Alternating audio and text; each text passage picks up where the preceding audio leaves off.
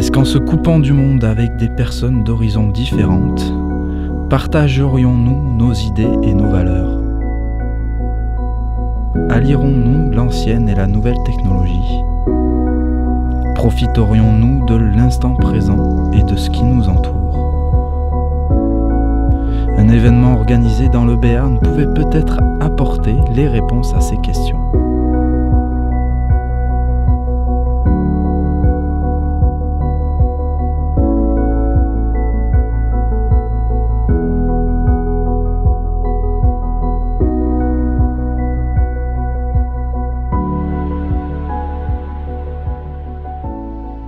Je m'appelle Natacha Sansos et je mets en place ce projet qui s'appelle Cayolar. Ce projet du coup est porté par l'association que j'ai cofondée qui s'appelle TRAM. Et l'idée de cette association, c'est de créer des passerelles entre l'art contemporain, la recherche et l'artisanat et aussi l'industrie.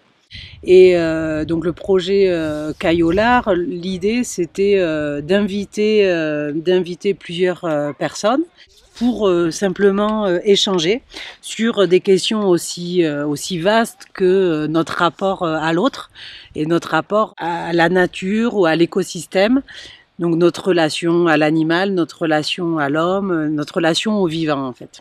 Quoi de mieux qu'un lieu naturel tel que les Pyrénées pour se ressourcer ou se déconnecter du monde? On est donc proche du refuge du Lary, dans la vallée d'Aspe en fait. Donc c'est un lieu à la base qui est ouvert et un lieu de passage et sur une zone aussi transfrontalière. Et d'associer le parc en fait à ce projet, c'est important pour moi parce que c'est un endroit où déjà il faut y accéder, qui nous met dans un état d'esprit, un état physique aussi, qui nous prépare et qui est parfois difficile, mais après qui nous apaise et qui nous donne ce sentiment de bien-être et qui nous rend plus disposés aussi, disponibles à l'écoute, à la rencontre. De nombreuses personnes se sont donc joints à cette aventure, tous acteurs de près ou de loin, à cette rencontre éphémère, avec pour guise de départ une ascension vers le refuge. Hier, donc on a effectué une marche de 2h30 tous ensemble, avec la présence donc d'un muletier et de 4 ânes qui nous ont soulagés aussi par rapport au transport de matériel. Mon métier consiste à ravitailler les éleveurs qui fabriquent du fromage en estive. Et je les ravitaille, la particularité c'est que je les ravitaille avec des ânes et du coup je récupère les fromages en estive que je mets sur les ânes pour ensuite les amener en bas de la vallée et pour les affiner en bas dans des saloirs. Pour cette fois c'est vraiment une autre prestation. On s'est retrouvés donc avec Natacha et plusieurs tous les participants. Et on a pris un maximum de matériel, plus pour le public, sac à dos, nourriture, tente, pour profiter un maximum de cet événement en montagne et qui, comme on a pu le voir en montagne, les conditions peuvent vite changer, il peut faire vite très chaud comme aujourd'hui, mais aussi très froid comme hier soir et cette nuit. Mais on a la récompense du site qui a bien voulu s'ouvrir à nous. Et voilà, après on a installé le campement, donc moi j'avais mis à disposition, donc il y avait le refuge, il y a une tente inuite qui est à la fois un lieu d'hébergement, de rencontre, mais aussi un lieu qui porte une œuvre textile en laine et qui fait écho aussi au yourtes. Et les rencontres la soirée a commencé par François Lousteau qui est commissaire d'exposition et qui s'intéresse beaucoup à parallèle entre l'archéologie, l'art contemporain, la géologie. J'ai voulu un petit peu prendre la parole, enfin partager mon regard sur ces estives d'altitude au départ, parce que j'aime bien parler d'archéologie, d'histoire ancienne, et ce sont des lieux donc, qui ont été fréquentés depuis le néolithique, On voit des traces de cromlech, on voit aussi beaucoup de structures architecturales avec des murets, il y a des enclos, il y a des fonds de cabane. Donc c'est un lieu qui vit depuis 3 ou 4 000 ans, certainement suivant le même mode de fonctionnement, c'est-à-dire à travers le pastoralisme, à travers l'occupation de ces pâturages de manière saisonnière comme ça.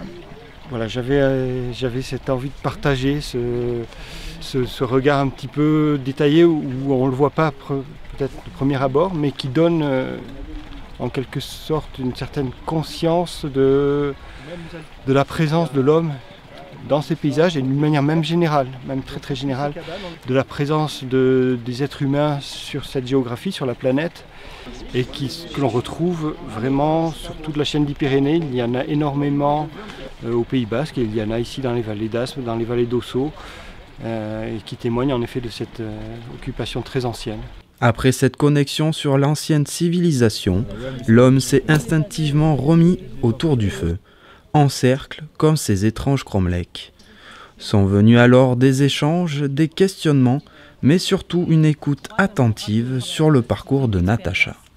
En fait, donc A Freaky Reading in the Empty Shack, c'est un peu le point de départ de ce projet, donc mené avec Henri Devier, qui est pas là aujourd'hui, qui est de Bergerac.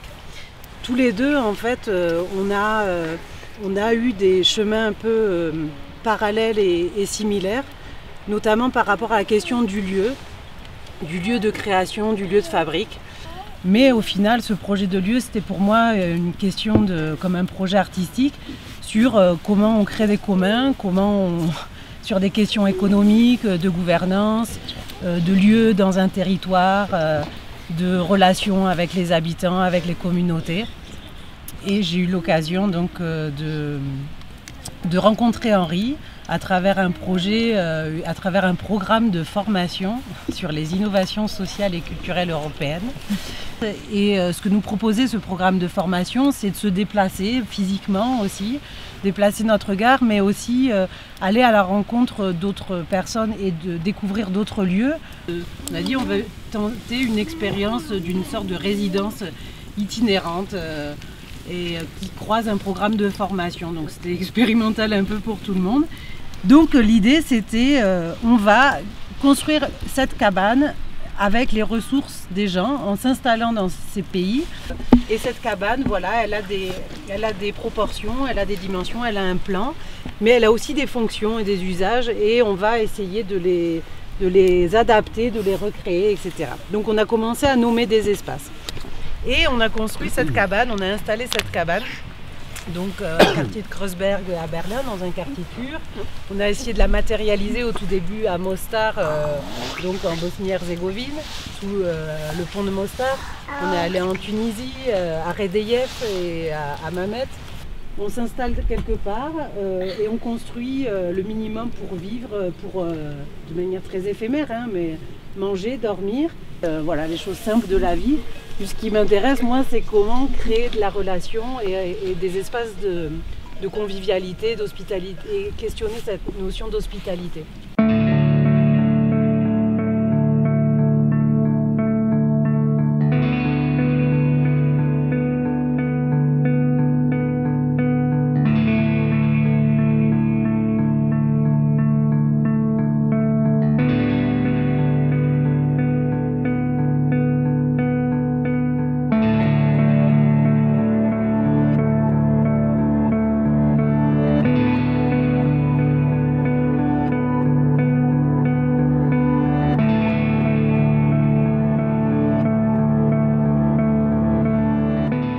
Un moment contemplatif pour tous, gracié par cette beauté que nous offre la vie. Un voyage visuel mais aussi gustatif par la suite grâce au repas que nous avait préparé notre ami népalais. Il y a eu la présence de Pouré qui vient du Népal, qui est guide de montagne au Népal et qui travaille l'été ici. Donc c'était intéressant aussi d'avoir une présence d'une étrangère voilà, qui nous a régalé avec son plat traditionnel. Plaisir. C'est très bon. Tu as mis quoi dedans? Des lentilles, de l'eau. Oui. Il y a des Tout choses d'abord. intéressantes. Dans cette casserole, Oui. j'ai mis d'huile. Après, j'ai mis de lentilles. Après, j'ai mis de l'eau. Après, du curcuma. Un peu de Curcuma? sel. Ouais. Sel? Ouais. Voilà, c'est tout. C'est tout? Ouais. Alors, Mais c'est très bon. c'est très bon. Mais c'est très très bon. Ça fonctionne. Moi je vais prendre que des légumes du coup. Pas de légumes? Oui. Pas de légumes? Non. Et en fait, Dans les légumes, j'ai mélangé des patates, carottes, choux-fleurs et des oignons, tomates et du l'ail et ouais, des épices. Des épices, c'est ce que j'ai amené de Népal. Un mets d'exception qui a su rassasier tous les convives, suivi d'une balade musicale sous un ciel étoilé. Voilà, il y a Clément Auvette aussi qui est musicien, violoncelliste, qui lui est arrivé avec une proposition sonore, avec un crâne de brebis. Et effectivement, j'ai créé une guitare voilà, en récupération, on va dire. Et donc ça a été aussi une rencontre avec Nicolas, qui est un peu le barde d'Oloron, et voilà, qui voulait lui rendre compte de ce qui s'était dit et échangé et chuchoté pendant la randonnée. Et donc cette guitare a permis de faire office d'ambiance sonore de fond pour donner peut-être une dimension plus importante à l'intervention de Nicolas. Donc voilà, ça a été un travail une collaboration de dernière minute en fait qui s'est créée comme ça. Voilà, on s'est trouvés et on a eu envie de faire un truc ensemble. Puis moi je souhaitais pas non plus ma contribution dans la guitare c'était intéressant, mais je souhaitais pas non plus faire un concert tout seul, je trouvais pas ça forcément très intéressant. C'était mieux de raconter quelque chose à plusieurs. Il paraît qu'il a neigé à 2300. On va laisser passer les ânes devant. On se rapproche, chaque pas nous rapproche. Et vu d'en haut, El Camino qui tortille, qui tartille, qui tortille. Et les vaches écoutent le chant des fougères et le bruit des bâtons, le tchic, tchic, tchic, tchic. Achille, lui, à l'entrée de Troie, il était blessé et au talon. Eh oui. Et Achille, il s'est soigné. Eh oui. Avec Achille, il s'est soigné, Achille. Eh oui. Et ceux qui veulent tester les odeurs. Ah ouais. Ah ouais. Vous prenez la tige et vous la frottez. Ah ouais. Ah ouais. Et hop, à la bouche. Ça vous fait penser à quoi? Du potage. Du caoutchouc. Ça c'est une plante pipi caca, il a dit, monsieur Duparc. Il a dit on peut en faire un sirop du sureau. C'est comme les parfums, ça pue, j'adore. Ça sent ma grand-mère. C'est la Madeleine de Proust. En maison de retraite, on utilise beaucoup les odeurs pour voyager dans la mémoire.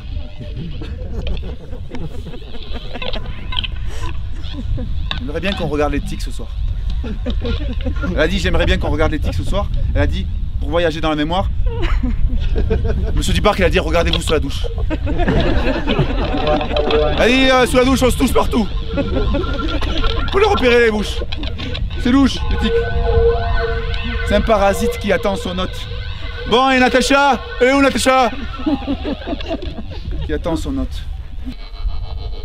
Et oui. Et il y a toujours un âne qui arrive dans l'histoire. Et oui. Et où? Et où là?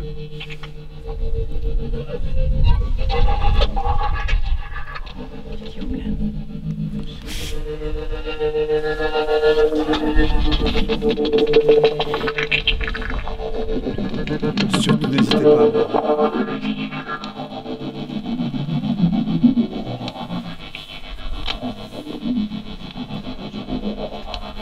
Un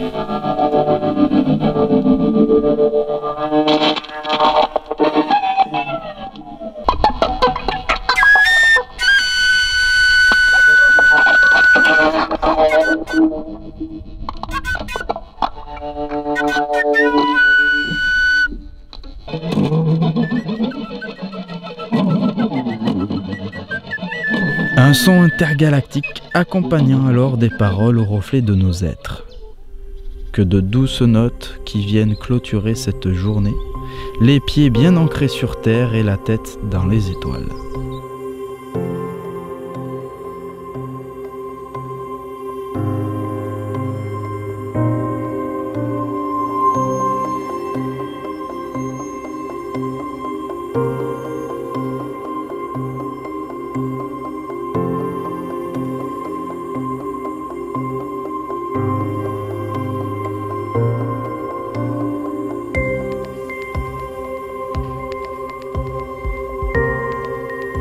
Douce lumière de l'aurore pour entamer ce deuxième et dernier jour, réveillant ainsi nos corps encore enivrés de tout ce qui nous entoure.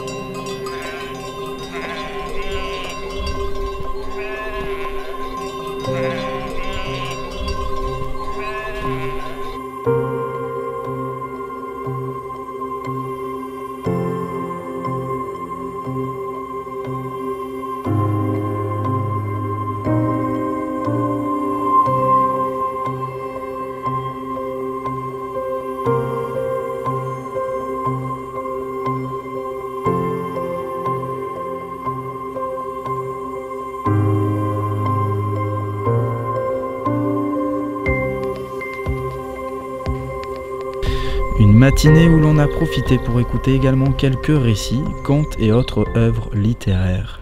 Des lectures ce matin aussi, d'Alizée Armé, du rapport entre le langage, le code, langage informatique, le numérique, qui est artiste-chercheuse et qui nous a lu un texte sur l'animal et sur le chat de Derrida qui a été, on va dire, encodé, transcodé, qui nous amène aussi sur des questions du numérique. Alors le projet qui a été présenté, qui est plus une phase de recherche qui s'appelle Deep Writing and Derrida.py, PI est l'extension pour Python. Il traduit les lettres, les syllabes par chiffre, donc par 0, 1, 2, 3, etc.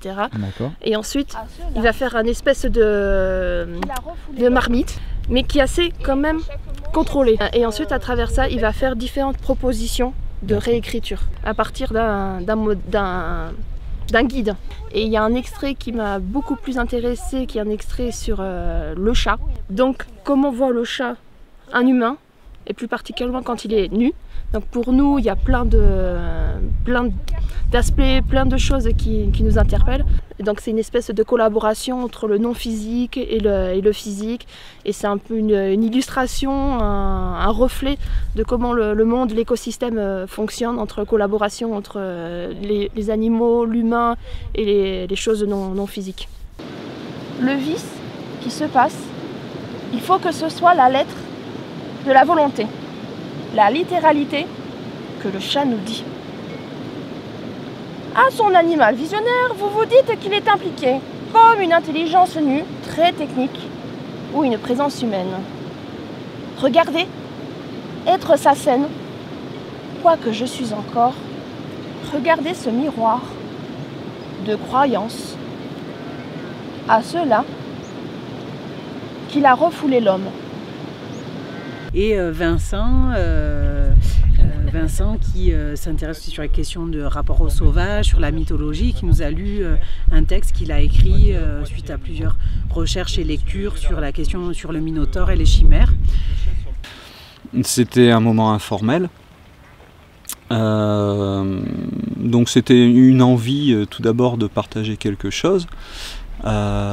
couplé avec le fait que c'était en lien avec aussi le travail d'autres personnes, comme je l'avais vu auparavant avec Alizé, et aussi tout ce qui concerne nos réflexions contemporaines sur les thématiques que j'ai développées, c'est-à-dire sur la place de l'être humain au sein de son environnement naturel, l'absence maintenant de nature sauvage, parler de notre animalité, remettre au même niveau les différentes espèces, pas sur le point de vue de l'évolution, mais en tant qu'être vivant. Donc beaucoup de thématiques qui sont abordées au niveau philosophique, au niveau artistique et scientifique aussi, énormément de recherches là-dessus. Je m'intéresse énormément sur les sciences cognitives, donc c'est des choses que j'ai aussi envie de faire passer, simplement en parlant un petit peu, pas faire des cours magistraux ou des conférences, mais voilà, ce sont des points de départ pour moi de recherche, et donc là c'est pour ça que j'ai présenté ce texte qui était issu d'une performance théâtrale que je présentais sur d'autres événements. Quelquefois, mu certainement par ma nature profonde, je courais tête baissée, sans penser à un quelconque chemin, heurtant les portes et raclant les murs de ma lourde tête jusqu'à m'écrouler sur le sol. En reprenant haleine, je pensais souvent à ma condition, qu'il fût étrange qu'un être si unique qu'Astérion, de par son sang et sa nature, pût vivre dans un endroit si multiple. La présentation de la revue transfrontalière Contrabandistac aussi, portée par Bitaminé, et le réseau le Mugakide qui relie des acteurs culturels transfrontaliers basques, donc avec entre autres Nekato Enea, qui est un lieu de résidence d'artistes dans un CPIE, donc c'est un centre permanent d'initiative pour l'environnement du littoral basque. Lo que significa para nosotros este proyecto. Intentamos como recuperar un poco ese espíritu del contrabando, donde sí que había más unión entre ambos lados, ¿no? Donde se pasaban cosas que interesaban a un lado y al otro. Es un poco coger ese espíritu, esa humanidad y transportarla a un proyecto artístico. Le tenemos mucho cariño y lo hacemos a fuego lento, poco a poco, para que salga bien. Comme chaque histoire, il y a une fin. Redescendre de la montagne devenait bien évidemment inévitable. Et pendant que chacun préparait ses affaires, je devais connaître le ressenti de mes confrères, savoir ce qui les auront marqués dans cette aventure.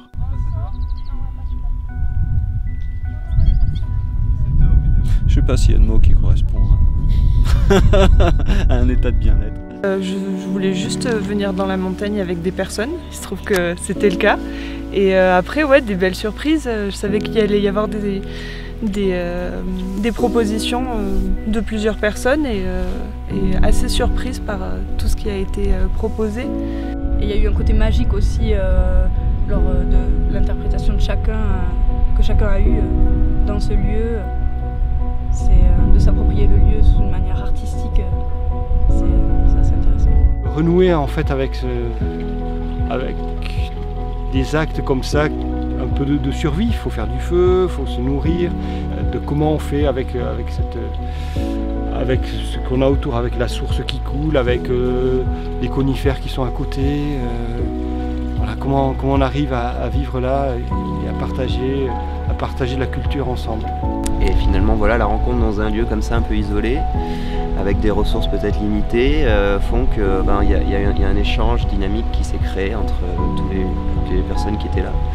Et voilà, et ça accouche de choses très, très chouettes. Ralentir, être ailleurs et être ensemble, autour d'un foyer, manger, discuter, parler de tout et de rien, du travail, mais aussi de la vie et des regards, des visions, des choses, quoi. On est chacun un point de croix ou une ligne et on s'entremêle et on forme un tissu, une trame. Et qu'il y a des choses qui sont possibles en montagne, dans des espaces reculés. Et voilà, pour moi ça ouvre une voie de réflexion dans ce sens-là. Les postures simplement d'observation, pour moi, elles sont bien à des moments donnés, mais il ne faut pas que ça en reste là. Voilà. On a beau venir d'horizons différents, avec chacun sa manière de s'exprimer ou même de communiquer. Mais au moment où l'on arrête le temps, au beau milieu de nulle part, commencent alors des échanges, du partage, alliant les anciennes et les nouvelles technologies autour d'un feu et d'un bon repas. Sous le regard bienveillant de l'homme et de Dame Nature, peut naître alors des idées pour nos vies futures.